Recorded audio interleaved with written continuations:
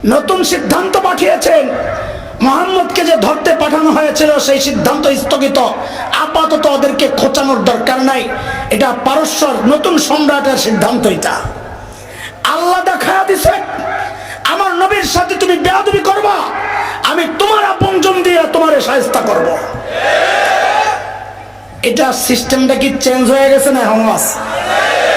কার কথা? আল্লাহ বলেছেন সুন্নাতাল্লাহিল্লাতী قد خلت من قبل ولن تجد لسنة الله تبديلا। আল্লাহ বলেন আমার সিস্টেম সিদ্ধান্ত আগে যা এখনো তা, আগে যা। তাহলে এখন যদি কেউ নবীর ওয়ারিসদের সাথে বেয়াদবি করবে, তার সন্তানকে দিয়ে আল্লাহ তাকে শায়েস্তা করবেন কি করবেন না? না এটা আগে গেছে গা সিস্টেম, এখনো চালু আছে? কথা বলেন চালু আছে? তাইলে শুনেন চালু কোন জায়গায় আছে। আল্লাহর নবীর ইজ্জতের জন্য একজন মর্দে মুজাহিদ ময়দানে নামলেন। তিনি ছিলেন হাফেজ আল্লামা জুনায়েদ বাবনগরী রাহিমাহুল্লাহু তাআলা। আপসহীন সংগ্রামী মুজাহিদ, বাতিল কোনোভাবেই যাকে দমাতে পারে নাই, নতি স্বীকার করাইতে পারে নাই, নানান ভাবে বোঝানোর চেষ্টা করেছে, পারে নাই। না বুঝে বাতিল তাকে টার্গেট করেছে এবং তার আশপাশ যারা আমরা ছিলাম, আমি আমার দোস্ত, আমরা আমাদের কয়েকজনকে এমনি জড়ায়া ধইরা সবার সামনে হযরত বলেছিলেন, এগুলো আমার কলিজার টুকরা, আমার কলিজা কলিজা।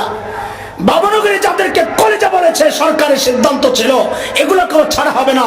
তারই অংশ হিসাবে আল্লামা মামুনুল হককে ভেতরে, আল্লামা খালিদ সাইফুল্লাহ আইয়ুবীকে ভেতরে, এমন যারা কাছের ছিলেন কেউ ভেতরে গেছেন, কেউ ভেতর থেকে বাঁচার জন্য দেশের বাইরে চলে গেছেন, জেলখানায়ও ছিলেন। এক রুমের মধ্যে মাসকে মাস কোন রকমের নেটওয়ার্ক ছাড়া, আপনজনের সাথে সম্পর্ক ছাড়া থাকা, এটাও জেলখানার চেয়ে কম না। জেলখানায় তো নিশ্চিন্তে ঘুমাইছে, আমার কেউ ধরতে আইব না। আমরা তো ওই এক রুমের মধ্যে থাইকা সারা রাত অপেক্ষা করছি কখন না দরজায় নক হয়, খোলেন হুজুর, বাইর হয়ে যান, পায়ে লাইছি আপনারে। এইভাবে মাসকে মাস কাটাইতে হয়েছে। অপরাধ কি? বাবনগরীর একান্ত লোক। রিমান্ডে নিয়ে আল্লামা বাবনগরীকে শুধু মানসিক টর্চার করা হয় নাই, শারীরিক টর্চার করা হয়েছিল। পায়ের মধ্যে আঘাত করা হয়েছে। শেষ বয়সে মানুষটা দাঁড়াতে পারতেন না, আল্লাহ ছাড়েন নাই। নবীর সাথে বেয়াদবি করেছে, আল্লাহ তাদেরকে ছাড়েন নাই। তাদের সন্তানকে দিয়ে তাদেরকে শায়েস্তা করেছেন। নবীর ওয়ারিসদের সাথে যারা বেয়াদবি করেছে, আল্লাহ তাদেরকেও ছাড়েন নাই। তাদের আপনজন, তাদের সন্তানকে দিয়ে আল্লাহ শায়েস্তা করেছেন। বলে কোথায় কোথায় কোথায় খুঁজে পান না? আমি একটা নাম বলি, দেখেন তো চিনেন কিনা। ঐশীর নাম মনে আছে কার? আছে? ইমাম সাহেবের মেয়ে, শাইখুল হাদিস সাহেবের, আর্মির, বিডিআরের। জোরে ক, যেটা জানো জোরে ক, আরো জোরে। ঐশীর একটা কাজের কথা বলতো। কি করছিল? বাবার মাথায় মুকুট পরাইছিল, খুন করছিল। মেয়ে বাবারে খুন করছে। আরে জানলে জোরে বলো। মেয়ে বাবারে খুন করছে, জানেন এটা?